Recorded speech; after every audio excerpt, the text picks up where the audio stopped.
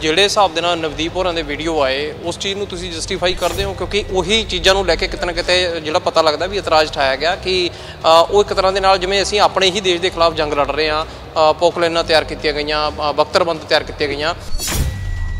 तो ऐसा नहीं है कि कोई स्पेशल ट्रैक्टर मॉडिफाई इसके लिए कराए आंदोलन के लिए, ट्रैक्टर वैसे भी मॉडिफाई करा के रखते हैं और कोई जेसीबी ले आए या कुछ और ले आए उसका कोई इस्तेमाल तो नहीं कराया गया ना।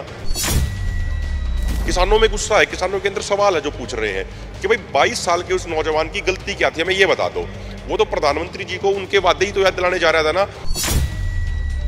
हरियाणा पंजाब का किसान ही आज इतनी स्थिति में है कि वो आंदोलन लड़ सके। बिहार का किसान तो इन्होंने मजदूर बना दिया। अगर वो आंदोलन लड़ेगा, अगर वो 20 दिन 2 महीने आंदोलन में बैठ गया, वो तो ये कहता है कि यार मैं तो मजदूरी करता हूँ, अगर सुबह से शाम तक कुछ कमाया नहीं तो मेरा परिवार भूखा मर जाएगा। एक लोकतंत्र की खूबसूरती ये होती है कि इलेक्शन से पहले जो कोई भी पार्टी वादे करती है, कोई भी नेता वादे करता है जनता के साथ, अगर वो उनको पूरा ना करे तो जनता को अधिकार होता है सवाल जवाब करने का।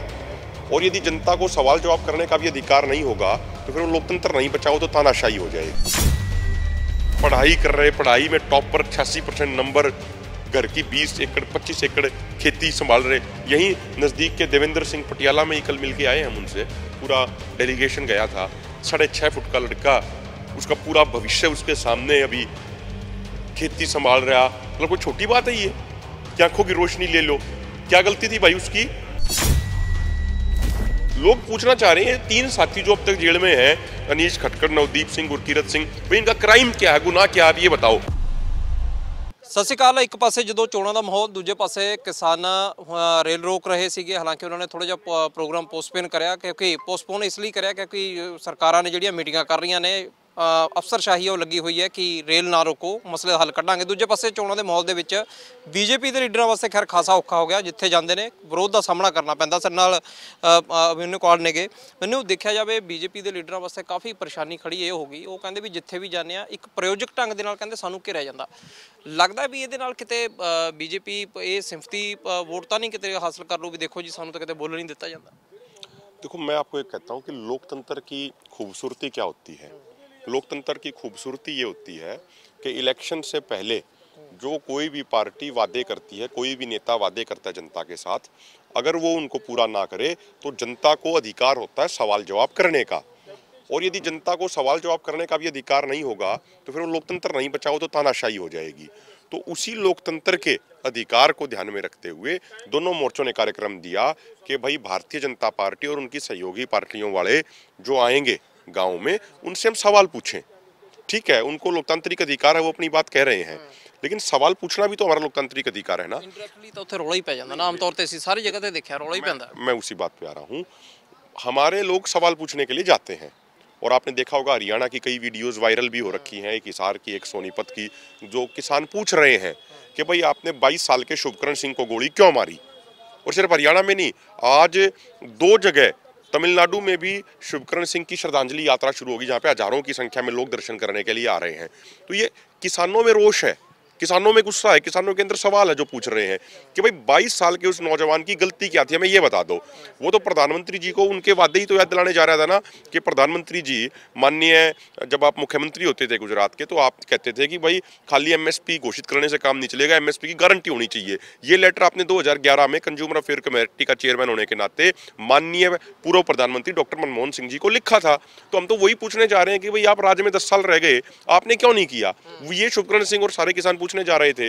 तो उनके साथ जो व्यवहार किया गया, जो गोलियां मारी गई, जो पैलेट गनों से हमला किया गया। देखिए पैलेट गन, कल भी एक हम किसान से मिलके आए थे, 5 किसानों की आंखों की रोशनी चली गई। ये कोई छोटी बात नहीं है, आंखों की रोशनी। यार 6.5 फुट के लड़के हैं, पढ़ाई कर रहे, पढ़ाई में टॉपर 86% नंबर, घर की 20 एकड़ 25 एकड़ खेती संभाल रहे। यहीं नज़दीक के देवेंद्र सिंह पटियाला में ही कल मिल के आए हम उनसे, पूरा डेलीगेशन गया था। 6.5 फुट का लड़का, उसका पूरा भविष्य उसके सामने, अभी खेती संभाल रहा। मतलब कोई छोटी बात है ये कि आंखों की रोशनी ले लो? क्या गलती थी भाई उसकी? कोई गलती तो नहीं थी ना उसकी, कोई उसने मर्डर तो नहीं कराया था, कोई अपहरण तो नहीं कराया था, कोई डकैती तो नहीं डाली थी। लोग पूछना चाह रहे हैं 3 साथी जो अब तक जेल में हैं, अनीश खटकर, नवदीप सिंह, गुरकीरत सिंह, भाई इनका क्राइम क्या है, गुनाह क्या है, आप ये बताओ। ਪਰ ਦੂਜੇ ਪਾਸੇ ਗੱਲ ਇਹ ਹੈ ਵੀ ਜਦੋਂ ਪੰਜਾਬ ਦੇ ਭਾਜਪਾ ਦੇ ਪ੍ਰਧਾਨ ਸੁਨੀਲ ਜਾਖੜ ਨੇ ਪ੍ਰੈਸ ਕਾਨਫਰੰਸ ਕਰੀ ਸੀ ਕੁਝ ਦਿਨ ਪਹਿਲਾਂ, ਉਦੋਂ ਉਹ ਇਹ ਗੱਲ ਕਹਿੰਦੇ ਸੀ, ਉਹਨਾਂ ਨੇ ਸਪਸ਼ਟ ਰੂਪ 'ਚ ਕਿਹਾ, ਕਹਿੰਦੇ ਬਾਹਰਲੇ ਜਿਹੜੇ ਕਿਸਾਨ ਲਾ ਲਓ, ਬਾਹਰਲੇ ਜਿਹੜੇ ਲੋਕ ਨੇ ਉਹ ਆ ਕੇ ਪੰਜਾਬ ਦੇ ਵਿੱਚ ਉਹਨਾਂ ਨੂੰ ਵਰਗਲਾ ਰਹੇ ਨੇ, ਕਹਿੰਦੇ ਉਰੇ ਤਾਂ ਜਿਹੜਾ ਕੁਝ ਮਿਲ ਰਿਹਾ ਹੈ ਉਦੋਂ ਵੀ ਕਿਤੇ ਨਾ ਕਿਤੇ ਉਹ ਉੱਥੇ ਬਹਿ ਕੇ ਮਾਹੌਲ ਖਰਾਬ ਕਰ ਰਹੇ ਨੇ, ਉਰੇ ਤਾਂ ਕਹਿੰਦੇ MSP ਨੂੰ ਲੈ ਕੇ ਕੋਈ ਦਿੱਕਤ ਨਹੀਂ। मुझे एक बात बताइए कि अगर सिर्फ पंजाब में ही आंदोलन होता तो हरियाणा में 50,000 की पैरामिलिट्री फोर्स लगा के हजारों किसानों को नोटिस क्यों दे रहे हो आप? बंद करो ना उसको, उस पैरामिलिट्री फोर्स को भेजो। चुनाव भी करवा रहे हो आप, उसको वहाँ पे भेज दो आप उसको, फोर्स को। अगर हरियाणा में आंदोलन ना होता तो आंदोलन की तैयारी के लिए तमाम जिलों में हजारों किसानों के ट्रैक्टर मार्च क्यों हुए? 3 फरवरी को नारनौल में बहुत बड़ी महारैली क्यों हुई? और अब 22 मार्च को शुभकरण सिंह की श्रद्धांजलि सभा 22 मार्च को हिसार में हुई, हजारों किसान पहुंचे। 31 तारीख को अम्बाड़ा में हुई, वहाँ भी हजारों किसान पहुंचे।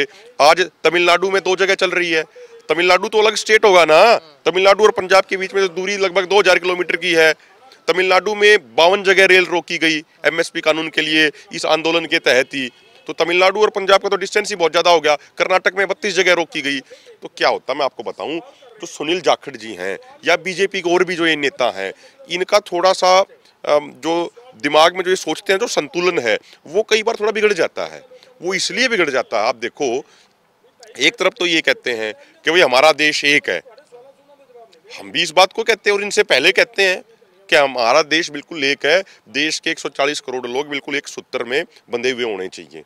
ये हमारी भी, हम भी कहते हैं इस बात को, भाई हमारी भाषा अलग हो सकती है, हमारा कपड़े पहनने का तरीका अलग हो सकता है, हमारे और कुछ चीज़ें अलग हो सकती हैं, लेकिन कल्चर अलग हो सकता है, लेकिन हैं तो हम एक ही देश ना। लेकिन दूसरी तरफ ये कहते हैं, कई बार हमारे सामने भी आती है ये बातें, कुछ लोग कहते हैं मीटिंगों में अधिकारी कि भाई ये हरियाणा पंजाब ही पूरे देश की लड़ाई लड़ रहा है। अरे भाई, आज़ादी के आंदोलन में भी तो 92% कुर्बानी इसी संयुक्त पंजाब ने दी थी। जब तो किसी राजनेता ने ये नहीं कहा, जो आज लोग सत्ता में बैठे हैं इनमें से किसी ने ये नहीं कहा कि भाई ये पूरे देश की आज़ादी के लिए क्यों कुर्बानी दे रहे हो। तो मेरा ये कहना है, हर जगह की अपनी एक क्वालिटी होती है, हर जगह की अपनी एक विशेषता होती है। जैसे बिहार में बहुत IAS IPS आपने देखे होंगे, तो अलग अलग तरीका होता है, अलग अलग एक पूरी हिस्ट्री होती है। और एक बात और है, देखिए हरियाणा पंजाब का किसान ही आज इतनी स्थिति में है कि वो आंदोलन लड़ सके। बिहार का किसान तो इन्होंने मजदूर बना दिया। अगर वो आंदोलन लड़ेगा, अगर वो 20 दिन 2 महीने आंदोलन में बैठ गया, वो तो ये कहता है कि यार मैं तो मजदूरी करता हूँ, अगर सुबह से शाम तक कुछ कमाया नहीं तो मेरा परिवार भूखा मर जाएगा। एक चीज अंत में, और कल JP नड्डा जी भाजपा के राष्ट्रीय अध्यक्ष हैं, वो राजस्थान गए हुए थे, हनुमानगढ़ में। हजारों किसान जाना चाह रहे थे उनके प्रोग्राम में सवाल पूछने के लिए। बाद में हमने ये भी कहा, जो प्रशासनिक अधिकारियों से बात हुई, भाई आप सवाल जवाब पूछने के लिए हमारे 5 आदमियों को जाने दो वहाँ पे। 5 आदमी तो कोई डिस्टर्बेंस क्रिएट नहीं करेंगे, तो आपके पास इतनी फोर्स है, 5 आदमियों को आप माइक दे दो, वो पूछ लें उनसे कि JP नड्डा जी, शुभकरण सिंह को गोली क्यों मरवाई थी आपकी हरियाणा की भाजपा सरकार ने? भाई हमारे 3 साथी जेल में बंद क्यों है हरियाणा के अंदर, उनका कोई गुनाह नहीं है। एक नौजवान साथी 19 तारीख को गिरफ्तार किया गया, अनीश खटकड़, अब तक वो आमरण अनशन पे है। उसकी स्थिति क्या होगी, उसका वजन कितना टूट गया, ये भी तो सवाल पूछे जाने चाहिए ना। ਜਿਵੇਂ ਨਵਦੀਪ ਹੋਰਾਂ ਦੇ ਜਿਹੜੇ ਵੀਡੀਓ ਆਏ, ਇਮਾਨਦਾਰੀ ਨਾਲ ਦੱਸਿਓ ਮੈਨੂੰ ਜੀ, ਜਿਹੜੇ ਹਿਸਾਬ ਦੇ ਨਾਲ ਨਵਦੀਪ ਹੋਰਾਂ ਦੇ ਵੀਡੀਓ ਆਏ, ਉਸ ਚੀਜ਼ ਨੂੰ ਤੁਸੀਂ ਜਸਟੀਫਾਈ ਕਰਦੇ ਹੋ? ਕਿਉਂਕਿ ਉਹੀ ਚੀਜ਼ਾਂ ਨੂੰ ਲੈ ਕੇ ਕਿਤੇ ਨਾ ਕਿਤੇ ਜਿਹੜਾ ਪਤਾ ਲੱਗਦਾ ਵੀ ਇਤਰਾਜ਼ ਉਠਾਇਆ ਗਿਆ ਕਿ ਉਹ ਇੱਕ ਤਰ੍ਹਾਂ ਦੇ ਨਾਲ ਜਿਵੇਂ ਅਸੀਂ ਆਪਣੇ ਹੀ ਦੇਸ਼ ਦੇ ਖਿਲਾਫ ਜੰਗ ਲੜ ਰਹੇ ਹਾਂ, ਪੋਕਲੇਨਾਂ ਤਿਆਰ ਕੀਤੀਆਂ ਗਈਆਂ, ਬਖਤਰਬੰਦ ਤਿਆਰ ਕੀਤੀਆਂ ਗਈਆਂ, ਉਹ ਚੀਜ਼ ਨੂੰ ਲੈ ਕੇ ਲੱਗਦਾ ਕਿਉਂਕਿ ਤੁਸੀਂ ਹੁਣ ਵੀ ਉਹਨਾਂ ਦੀ ਲੜਾਈ ਲੜ ਰਹੇ ਹੋ ਵੀ ਉਹਨਾਂ ਨੂੰ ਤੁਸੀਂ ਰਿਹਾ ਕਰੋ, ਉਹ ਲੱਗਦਾ ਵੀ ਉਹਦੀ जस्टिफिकेशन हैगी है? नहीं, देखो मेरे एक बात देखो भाई, पॉपलेन मशीन वो तैयार करा लाए, ठीक है, पॉपलेन मशीन का इस्तेमाल तो नहीं हुआ ना, कहीं पे भी इस्तेमाल नहीं कराया गया। और कोई JCB ले आए या कुछ और ले आए, उसका कोई इस्तेमाल तो नहीं कराया गया ना। जो हमारे ट्रैक्टर हैं, कुछ लोग आरोप लगाते हैं भाई ट्रैक्टर स्पेशली मॉडिफाई करा के लाइए। आप गाँव में जाके देखो, हरियाणा पंजाब में एक ये कल्चर है, लोग अपनी खेती से प्यार करते हैं, अपनी मशीनों से प्यार करते हैं। जो कस्सी होती है, उस कस्सी को भी बिल्कुल धो के और उसको बिल्कुल तेल से उसको साफ करके रखते हैं। लोगों को लगाव है अपनी खेती से।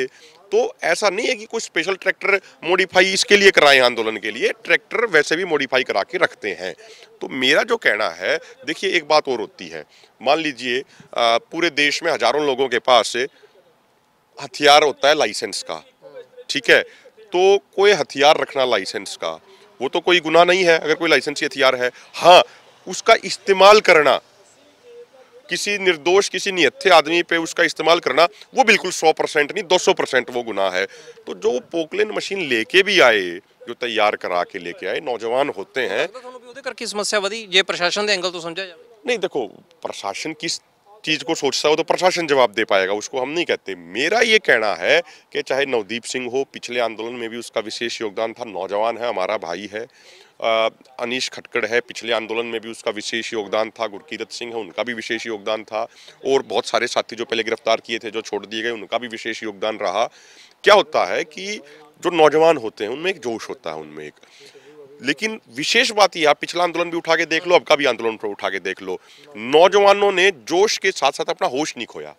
इस आंदोलन में भी किसी नौजवान ने होश नहीं खोया। आप मुझे एक बात बताइए, अगर हम सतर्क ना हो, अगर हम अपनी जिम्मेदारी ना समझो, और मैं ये बात बता रहा हूँ आपको, ये कोई मैं बड़ी बात नहीं कह रहा, ये जिम्मेदारी वाली बात कह रहा हूँ। हम बार बार मन से हमने ये बोला, और है भी सच्चाई, कि कोई भी आंदोलन होता है, हर किसान की, हर नौजवान की सुरक्षा की जिम्मेदारी भी हमारी है। और जो बैरिकेड से उस तरफ जो जवान खड़े हैं पुलिस के और पैरामिलिट्री फोर्स के, उनकी जिम्मेदारी भी हमारी है कि वो सुरक्षित रहें। ये हमारी जिम्मेदारी है, और उस जिम्मेदारी को बखूबी अब तक सारी लीडरशिप ने निभाया भी है। अगर वो जिम्मेदारी हम ना मानते होते तो किसी भी तरीके से बॉर्डर पार कर लेते, लेकिन हमने इस बात का विशेष ध्यान रखा है कि हमारे किसी भी किसान को कोई भी चोट ना आए और किसी पुलिस वाले भाई को भी चोट ना आए। हाँ, ये बात अलग है, हमारे मन में एक सवाल है, और वो सवाल आगे भी जीवन भर रहेगा। वो 21 फरवरी को वो सिविल ड्रेस में वो गुंडे कौन थे पुलिस के साथ खनौरी बॉर्डर पे, जिन्होंने किसानों के ट्रैक्टर तोड़े, जिन्होंने जो प्रीतपाल है उसको जबड़ा तोड़ा, हड्डियां तोड़ी, उसको घसीट के लेके गए बोरी में डाल के। ये क्योंकि मैंने जो आज तक देखा, 11-12 साल का तजुर्बा हमारा भी हो गया आंदोलनों में, हम इतने स्टेटों में आंदोलन में गए, जम्मू कश्मीर में भी गए, कर्नाटका तक का भी आंदोलन देखा। जो पुलिस होती है कोई, या पैरामिलिट्री फोर्स होती है, वो एक सिविलाइज्ड लोग होते हैं, वो अनुशासित लोग होते हैं, वो तरीके से चलते हैं। मैंने तो कभी नहीं देखा, और अगर वो कोई मजबूरी में लाठीचार्ज भी करते हैं तो घुटनों से नीचे लाठीचार्ज वो करते हैं। लेकिन यहाँ पे पैलेट मारी जा रही है, वीडियो है, आपके कैमरों में भी है, जो बिल्कुल सीधा करके सर को निशाना बना के मार रही हैं। जब भी तो आंखें खत्म हुई ना नौजवानों की, और वो किसी वर्दी वाले ने नहीं किया, तो वो सिविल ड्रेस के गुंडे थे, उन्होंने किया। और माननीय कोर्ट भी कई बार ये अपना स्पेशल एक आदेश दे चुके हैं कि किसी भी एजिटेशन में, किसी भी आंदोलन में कोई कर्मचारी होगा, वो अपने ड्रेस और अपने बैज के बिना नहीं हो सकता। तो इस बात का जवाब उनको देना चाहिए। और जहां तक आपने वो बात शुरू करी थी उन मशीनों को लेके, मैं फिर ये स्पष्ट कर दूं, किसी के खिलाफ भी उन मशीनों का इस्तेमाल नहीं किया गया, तो उसमें कोई विषय नहीं है। और ये शांतिपूर्ण आंदोलन था, शांतिपूर्ण ही रहेगा। अभी जो आज बातचीत हमारी हुई है यहाँ पे, हरियाणा के सीनियर अधिकारी और पंजाब के सीनियर अधिकारी, बड़ी लंबी बातचीत हुई, और एक सौहार्दपूर्ण, एक पॉजिटिव माहौल में एक बातचीत हुई है। और उसमें उन्होंने ये कहा है, उसमें उन्होंने कि भाई एक समय सीमा के तहत उनको हम जेल से निकाल देंगे।